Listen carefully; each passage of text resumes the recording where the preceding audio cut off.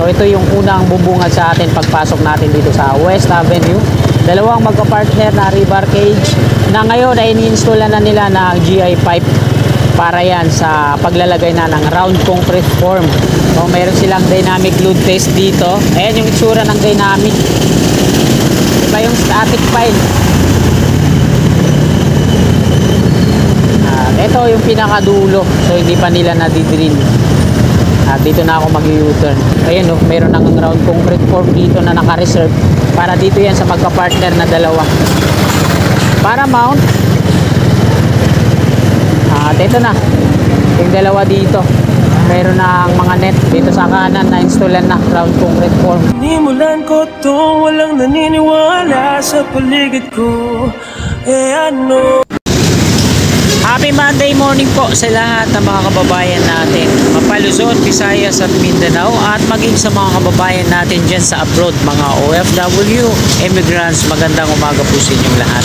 Araw po ngayon ng Lunes, ikadalawa na po ng Disyembre, taong 2024 at ikapito at kalahati na po ng umaga, no?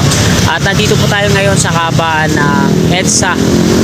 Ito yung patungong South, no? Patungong Pasay, MOA. So mag-update po tayo ngayong umagang ito dito po sa ito yung ginagawa nilang P2P bus at concourse. Yan, mula dito sa kaliwa, SM North Edge, sa patawid dito sa kanan naman. Ito yung immersion building Save More.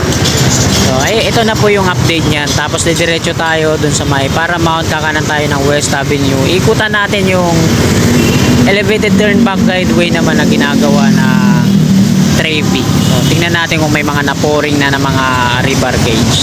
Kaya bago tayo magtungo doon, mga kasikap, pakita ko po muna yung construction na ginagawa dito sa concourse. Zoom in natin.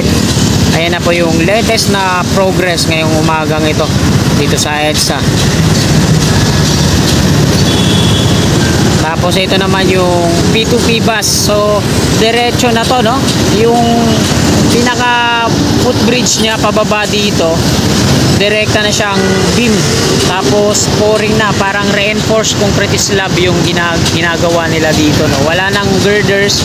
Tapos parang matibay na matibay. Makikita naman natin sa columns niya dyan na napaka-solid. Ganon din dito. Tapos pagdating naman dito sa unahan, maliliit na columns na yung nandiyan dyan. Hilera patungo yan dun sa harapan ng SM Annex. P2P bus station to dito sa SM North EDSA. So yung SM yung gumastos dito. Yung mga workers na yan, di po yan sa San Miguel Corporation, mismo sa SM yan. Yung sa San Miguel Corporation, yung nandoon sa MRT 7.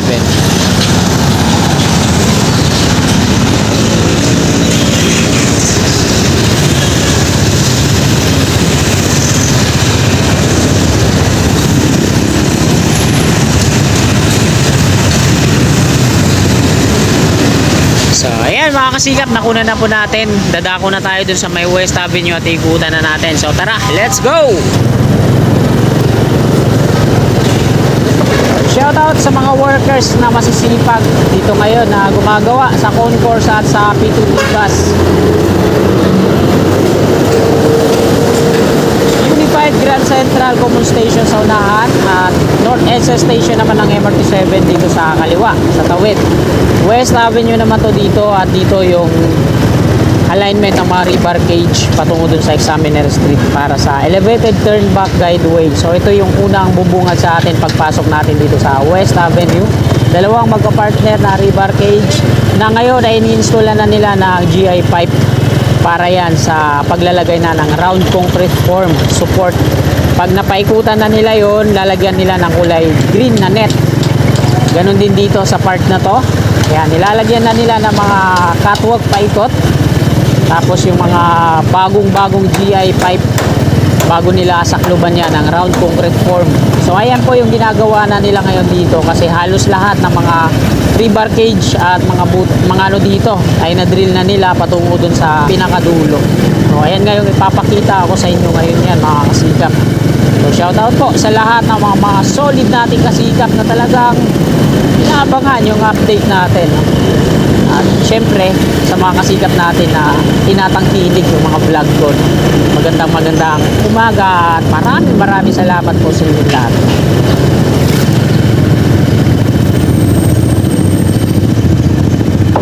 Napakalaking sulat na Trevi.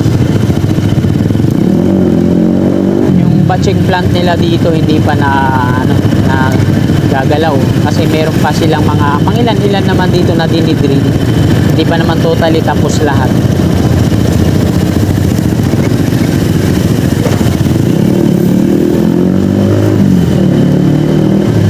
Kala ko na pouring na yun nandun sa unahan, kulay puti. Yung mga container pala yun.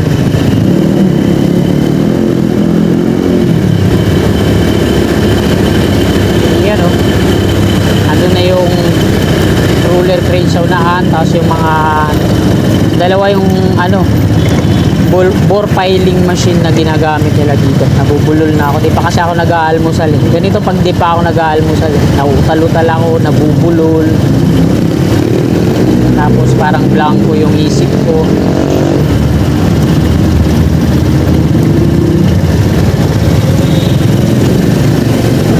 Yan. Meron pa naman dito na hindi pa natitirigan ng rebar cage eh.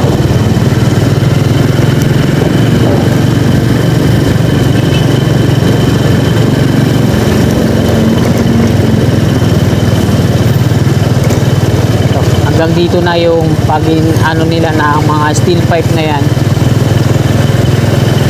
Parang binabaklas na nga nila. Dinidismantle yung mga steel pipe na yan. Dito, magdidrill pa lang sila. Kaya pala ina-assemble ulit. O, bahala na. O, meron silang dynamic load test dito. Ayan yung itsura ng dynamic. Diba yung static pile? Ito yung pinakadulo, so hindi pa nila nadidrill. At dito na ako mag-U-turn. Sa Minera Street na yan dyan. At di na tayo diretso doon kasi may enforcer. Baka madali tayo. So yung pinakadulo sa may examiner hindi pa na-drill. Ito na yung mga steel pipe na to. Ina-assemble nila, pinagdudugtong-dugtong. Patungo yan doon sa pinakadulo. Ito yung dynamic load test. So ito yung ginagamit dito. Sa NCR, static pile load test yung ginagamit. Pero meron din naman silang dynamic doon. At yung gumagawa din doon sa Trevi din, no? Yung mga static doon. Trevi din yung contractor. Meron silang dito yung nagbubuhat ng rebar cage ito. Parada. Ito yung bentonite mixing tank.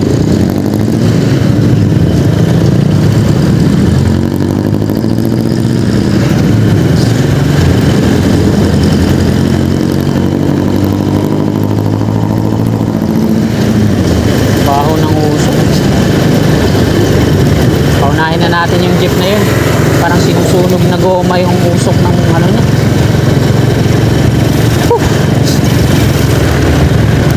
Meron din sila dito.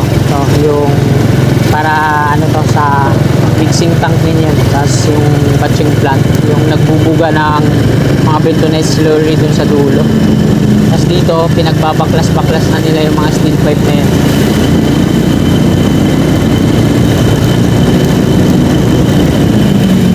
Ganda na, no?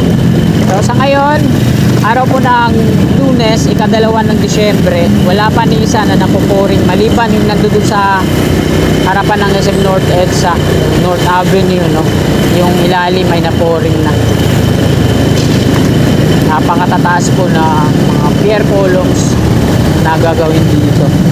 So single lang dito sa gitna. Pagdating dun sa dulo, dalawa yung magka-partner, bali 4, bali portal yung gagawin dun. Tapos yung portal din yung sasalo dun naman sa northbound, sa may North Avenue. Dalawa pa lang dito yung i-installan nila ng ng mga steel ladder, tapos catwalk, tapos mga GI pipe. So sabayan na natin, baka sa susunod na update natin mayroon na yan round concrete form At nandito na yung mga concrete boom pump.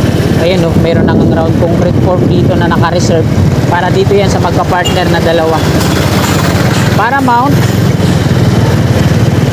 At ito na yung dalawa dito, mayroon ng mga net, so ready na for installing ng ayan, dito sa kanan na installan na ground concrete form. At dun sa tawid tinanggalan na ng forma. Ayan, sasalo dito sa likod natin.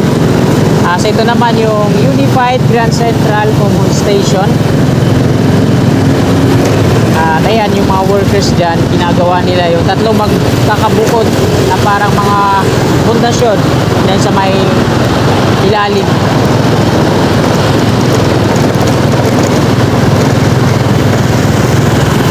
At ayan mga kasikap, hanggang dito na lang po itong video na to. Magandang umaga po sa lahat ng mga minamahal nating mga solid kasikap. Hindi pa po kayo nakakapag-subscribe, click lang natin yung subscribe dyan sa baba para di na tayo mag-search kay Kasikap Channel kung saan yan mag-notify sa mga cellphone natin at mababasa nyo yung title kung ano yung update na to at kung papanoorin nyo eh. So, hanggang dito na lang, magandang umaga, lagi po tayo mag-iingat, God bless po sa ating lahat.